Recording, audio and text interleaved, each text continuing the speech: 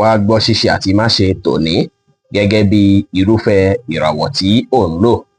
Mo kí Ọlọ́run ọba, mo ṣèbà Olódùmarè, ìbà akọ́dá ayé, ìbà aṣẹ̀dá ọ̀run, mo ṣèbà Ọ̀rúnmìlà atórí ẹni tí ò sunwọ̀n ṣe, mojúbà ọkùnrin, mojúbà obìnrin, mo kí gbogbo ojú tó ń wò mí níbikíbi tí ẹ ti ń gbọ́ mi káàkiri àgbáńlá ayé. Èyí ni ìwádìí ojoojúmọ́ fún gbogbo ìràwọ̀ pátá àti ṣíṣe àti máṣe fún gbogbo ìràwọ̀ pátá ti tòní, tí ń ṣe ọjọ́ Monday June 30 ọdún 2025 tá wà nú ẹ̀ yìí. Ẹ̀yin tẹ́ ń wò mí pátá, ẹ dákun ẹ dábọ̀ ẹ bá ń share fídíò yìí kó kárí ilé kó kárí oko, kó lè jẹ́ wúlò àti àǹfààní fún ọ̀pọ̀lọpọ̀ ènìyàn. Kí ẹ sì má gbàgbé láti follow, kí ẹ sì subscribe kẹ́lẹ́ pẹ̀lú àwọn tá máa jàǹfààní onírúurú fídíò tá à ń fi léde lójoojúmọ́ fún ìdàgbàsókè ìjọmọ ènìyàn. Ẹ̀yin tẹ́ sì fẹ́ ṣèwádìí onírúurú láǹfààní láti kàn sí wa ní WhatsApp 09033897161. Ẹ̀yin tẹ́ ń lò ràwọ̀ iná tó kan yan Harris, ẹ̀yin tàbí láàrin March 21 sí April 20. Lọ́jọ́ tòní máa jọjọ́ oríire fún yín o, gbogbo kan máa lọ dáadáa láàyè ilé àti láyìíká aṣẹ yín. Lọ́jọ́ tòní kí ẹ rí dájú pé ẹ mọ́kàn balẹ̀, pàápàá tí ìṣòro kan bá wáyé kí ẹ rí dájú pé ẹ fọpọlọ pípé yanjú rẹ̀. Lọ́jọ́ tòní ẹ má ṣe fàyè gbà bínú rárá, ẹ má jẹ́ kí ìbínú kó gbalẹ̀ lára yín, ẹ má jẹ́ kí mọ̀lára yín lágbára jù yín lọ. Lọ́jọ́ tòní tẹ́ bá lè kóra yín níjànú nípa èyí, ọjọ́ tòní máa dára púpọ̀, tẹ́ máa enjoy ọjọ́ tòní dáadáa. Ẹ má ṣàṣejù lórí ohunkóhun, ẹ tẹpá mọ́ṣẹ́, ẹ má jẹ́ káráyà yín ju bó ṣe yẹ lọ lórí ohunkóhun, kí ẹ sì fi ọgbọ́n àtòyé tọ́lọ́run fún yín ṣe ohunkóhun lénìí pẹ̀lú. Brown jẹ́ kọ́lọ̀ tó dára jù fún yín láti wọ̀ láṣọ lónìí. Aago 10:15 láàárọ̀ sí aago 11 láàárọ̀ ní àkókò èyí tó dára jù fún yín láti fi ṣe ohun tó ṣe kókó tó ṣe pàtàkì jù nínú ìgbésí ayé yín lónìí. Ẹ̀yin tẹ́ ń lò ràwọ̀ èròpè alámọ̀ Taurus, ẹ̀yin tàbí láàrin April 21 sí May 20, ó ṣeé ṣe kí àwọn èèyàn gbóríyìn fún yín lọ́nà tẹ́ ẹ ti ẹ̀gbàlérò rárá lọ́jọ́ tòní, bóyá láàyè iṣẹ́ tí yẹn ti máa bí ìdùnnú àtayọ̀ fún yín, bóyá ẹ ti ṣe nǹkan kan sẹ́yìn tó ṣe pé ẹ ṣe fún yàn tó ṣe pé nìyẹn máa wá mọ rírì oore lọ́jọ́ tòní, tàbí kẹ́ ti tẹpá mọ́ṣẹ́ látẹ̀yìnwá tó ṣe pé tẹpá mọ́ṣẹ́ yín wá ń bí oore lọ́jọ́ tòní. Ẹ ṣáà ní ìrètí gbogbo nǹkan ti dára, ẹ ní ìgbàgbọ́ ní kíkún nínú ara yín, ẹ wà positive, kẹ́ ṣe dáadáa sáwọn èèyàn lénìí. Yẹ́lò jẹ́ kọ́lọ̀ tó dára jù fún yín láti wọ̀ láṣọ lónìí. Aago 9:30 ní àṣálẹ́ sí aago 11:30 ní àṣálẹ́ ní àkókò èyí tó dára jù fún yín láti fi ṣe ohun tó ṣe kókó tó ṣe pàtàkì jù nínú ìgbésí ayé yín ní ọjọ́ tòní. Ẹ̀yin tẹ́ ń lò ràwọ̀ afẹ́fẹ́ aláwàdà Gemini, ẹ̀yin tàbí láàrin May 21 sí June 21, inú yín máa dùn, ayọ̀ yín máa kún, tó sì máa hàn nínú gbogbo nǹkan kí nǹkan tẹ́ bá ń ṣe lọ́jọ́ tòní.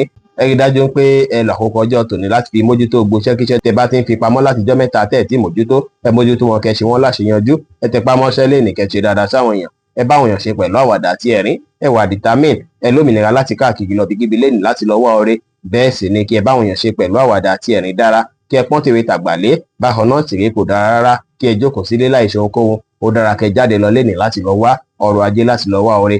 Lénìí Royal Blue jẹ́ kọ́lọ̀ tó dára jù fún yín. Aago 10 láàárọ̀ sí aago 12:30 ní ọ̀sán jẹ́ àkókò èyí tó wá dára jù fún yín lónìí láti fi ṣe ohun tó ṣe kókó tó ṣe pàtàkì jù nínú ìgbésí ayé yín. Ẹ̀yin tẹ́ ń lò ràwọ̀ omi agbára Cancer, ẹ̀yin tàbí láàrin June 22 sí July 22, ẹ máa wà motivated láṣẹ yín bí ìgbà pé kí ẹ tún ní ìmọ̀ nípa nǹkan tuntun, kí ẹ tún kọ́ ẹ̀kọ́ nípa nǹkan tuntun tó tún lè ran ìgbésí ayé yín lọ́wọ́, pàápàá àwọn nǹkan tuntun tó ṣe pé ẹ ò mọ̀ tẹ́lẹ̀tẹ́lẹ̀. Lọ́jọ́ tòní ẹ máa ní ìgboyà nínú ara yín púpọ̀, tara yín sì máa yá gágá. Bẹ́ẹ̀ sì ni ẹ máa ní active mind tá ràn yín lọ́wọ́ láti lè rí àwọn ẹ̀kọ́ tẹ́ fẹ́ kọ́ àti òye tẹ́ fẹ́ ní láti lè jẹ́ kí ẹ rí ní lọ́jọ́ tòní. Lénìí kẹ́ bá àwọn èèyàn ṣe pẹ̀lú ìfẹ́, ẹ rẹra yín lẹ̀, kí ẹ sì wá ìrọ̀rùn láwùjọ yín pẹ̀lú.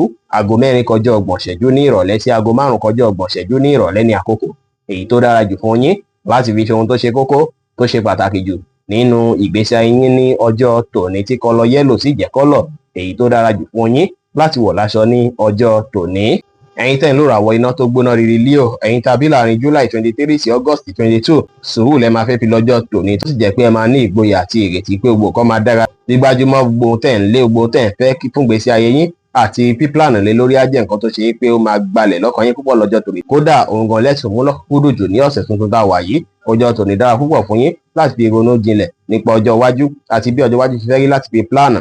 Ọjọ́ tòní ó ṣe kókó, ṣe pàtàkì fún yín kí ẹ rí dájú pé gbogbo nǹkan tó dàbí misunderstanding tó wà láàrin ẹ̀yin àti àwọn olólùfẹ́ yín kan, kí gbogbo ẹ̀ kó yanjú pátápátá.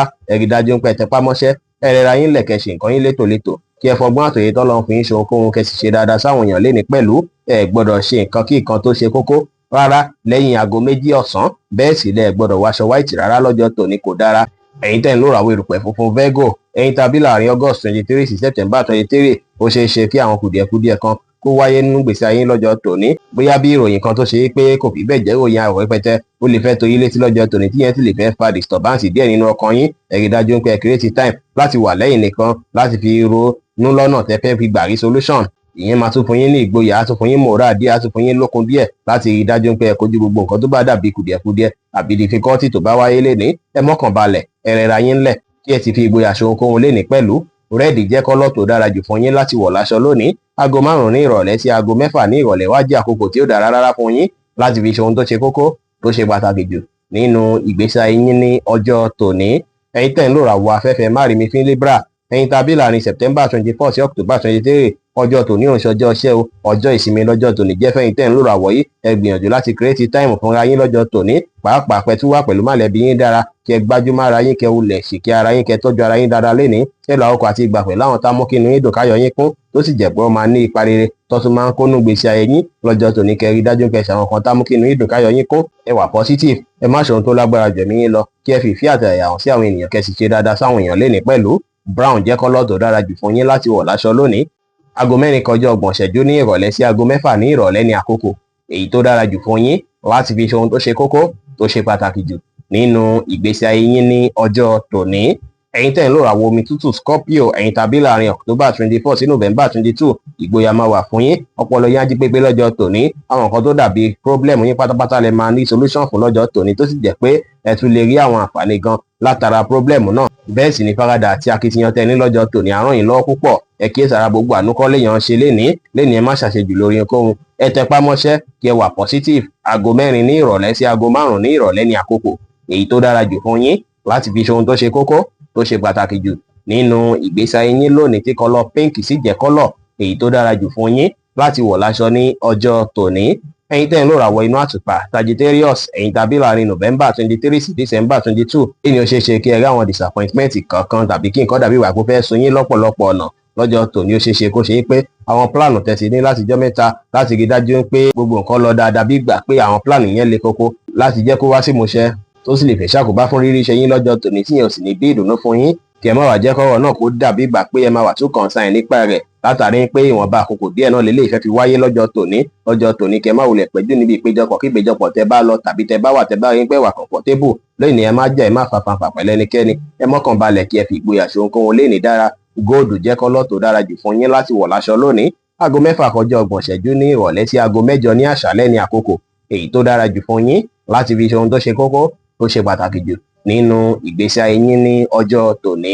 Ẹ̀yin tẹ́ ń lò ràwọ̀ eruku eléruku Capricorn, ẹ̀yin tàbí láàrin December 23 sí January 19, ọjọ́ tòní ẹ máa gbájúmọ́ láti rí dájú pé àwọn nǹkan tẹ́ ń lé látijọ́ mẹ́ta gbogbo ẹ̀ tó yín lọ́wọ́, pàápàá àwọn nǹkan tó ṣe é pé ó ti wà nínú ọkàn yín látijọ́ mẹ́ta ń pé kíní ìmọ̀ nílò rẹ̀. Ọjọ́ tòní lè jọ́jọ́ yìí kó padà rere nínú ìgbésí ayé yín. Bẹ́ẹ̀ sì ló ṣeé ṣe kí ẹ wà nípò ẹni tó ṣe é pé á máa lo gbogbo akitiyan àti ọgbọ́n tó ní láti fi yanjú àwọn nǹkan tó bá dàbí issue láàrin àwọn èèyàn lọ́jọ́ tòní, láti má jẹ́ kí issue náà kó jẹ́ ètò máa lágbára ju bó ṣe yẹ lọ. Ó máa dára púpọ̀ kí ẹ wà neutral, ìyẹn á jẹ́ kí ọjọ́ tòní tún dára. Lénìí kí ẹ gbájúmọ́ṣẹ́ kẹ́ lè rọrẹ gbámú, ẹ wà positive, kẹ́ ṣe dáadáa sáwọn èèyàn, kí ẹ pa àwọn àṣírí kọ̀ọ̀kan yìí mọ́ àwọn pílànù tẹ́ ní fọ́jọ́ iwájú ẹ pamọ́ láṣìírí. Bẹ́ẹ̀ sì ni téèyàn bá ṣẹ̀yìn má jẹ́ pẹ́ lórí ìkúnlẹ̀ ṣáájú kẹ́ tó foríjì lénìí. Gold jẹ́ kọ́lọ̀ tó dára jù fún yín láti wọ̀ láṣọ lónìí. Aago 10 láàárọ̀ sí aago 11 kọjá 30 ìṣẹ́jú láàárọ̀ ní àkókò èyí tó dára jù fún yín láti fi ṣe ohun tó ṣe kókó tó ṣe pàtàkì jù nínú ìgbésí ayé yín ní ọjọ́ tòní. Ẹ̀yin tẹ́ ń lò ràwọ̀ afẹ́fẹ́ oníbìínú Aquarius, ẹ̀yin tàbí láàrin January 20 sí February 19, nínú yín máa dùn, ọkàn yín máa balẹ̀ pẹ̀sẹ̀ lọ́jọ́ tòní. Lọ́jọ́ tòní ó ṣeé ṣe kí ẹ rí àwọn ìròyìn kan èyí tó ṣe pé ẹ ò ro kàn tẹ́lẹ̀ tó sì jẹ́ ìròyìn ayọ̀ látọ̀dọ̀ ọ̀rẹ́ àbátọ̀jọ̀ èèyàn kan tó súnmọ́ yín, tí yẹn sì máa jẹ́ kí inú yín dùn, tá jẹ́ kí múdù yín dára. Bẹ́ẹ̀ sì ni lọ́jọ́ tòní ó dára púpọ̀ kí ẹ lo àkókò àti ìgbà pẹ̀lú àwọn olólùfẹ́ yín, ẹ̀ṣọ́ títọ́ ẹ̀ṣọ́ òdodo láwùjọ àwọn èèyàn. Ẹ má kàn jíjù bó ṣe ẹ lọ lórí ohunkóhun, ẹ má ṣèlérí ohun tẹ́lẹ̀ mú ṣẹ fẹ́nikẹ́ni, ẹ má kanra mẹ́nikẹ́ni, kẹ́ sì ṣe dáadáa sáwọn èèyàn lénìí dára. Wáìnì jẹ́ kọ́lọ̀ tó dára jù fún yín láti wọ̀ láṣọ lónìí. Aago 4 kọjá 30 ìṣẹ́jú ní ìrọ̀lẹ́ sí aago 5 kọjá 30 ìṣẹ́jú ní ìrọ̀lẹ́ ní àkókò èyí tó dára jù fún yín láti fi ṣe ohun tó ṣe kókó tó ṣe pàtàkì jù nínú ìgbésí ayé yín ní ọjọ́ tòní. Ẹ̀yin tẹ́ ń lò ràwọ̀ omi tí kì í ru Pisces, ẹ̀yin tàbí láàrin February 20 sí March 20, múdù yín máa dára púpọ̀ lọ́jọ́ tòní tó sì jẹ́ pé ẹ máa ní good time dáadáa pẹ̀lú àwọn ọ̀rẹ́ yín àti mọ̀lẹ́bí. Iṣu èyíkéyìí tó bá ti wá ń wáyé láti ijọ́ mẹ́ta gbogbo ẹ̀ pátá ló máa yanjú lọ́jọ́ tòní. Àwọn mọ̀lẹ́bí yín máa dúró tì yín pẹ́kípẹ́kí. Bẹ́ẹ̀ sì lọ́jọ́ tòní máa jọ́jọ́ tó dára púpọ̀ fún yín, pàápàá tẹ́ bá fìfẹ́ hàn sáwọn ènìyàn àwọn èèyàn fífẹ́ hàn sí yín dáadáa padà, gbogbo nǹkan máa lọ bó ṣe yẹ kó lọ, ẹ rẹra yín ńlẹ̀ kẹ́ ṣe dáadáa sáwọn èèyàn lénìí, ẹ pàṣírí kọ̀kọ̀ yín mọ́, bẹ́ẹ̀ sì ni kẹ́ ṣe àwọn kan tá mú kí inú yín dùn káyọ̀ yín kún lénìí. Pọ́pù jẹ́ kọ́lọ̀ tó dára jù fún yín láti wọ̀ láṣọ lónìí. Aago 2:30 ní ọ̀sán sí aago 4 ní ìrọ̀lẹ́ ní àkókò èyí tó dára jù fún yín láti fi ṣe ohun tó ṣe kókó tó ṣe pàtàkì jù nínú ìgbésí ayé yín ní ọjọ́ tòní. Bí ó ṣe jẹ́ nìyẹn fún gbogbo irúfẹ́ ìràwọ̀ 12 tó wà pátá. Ẹ̀yin tẹ́ ń wò mí pátá, ẹ má gbàgbé pé Ọlọ́run Ọba Olódùmarè nìkan lọ́ba tó ní ìmọ̀ jùlọ. Fẹ́yìn tẹ́ fẹ́ ṣèwádìí onírúurú, ẹ láǹfààní láti kàn sí wa ní WhatsApp 09033897161. Ire gbogbo á jẹ́ tiwa lónìí, lọ́sẹ̀ yìí, lóṣù yìí àti ní gbogbo ọjọ́ ayé wa láṣẹ Èdùmàrè. Ire o.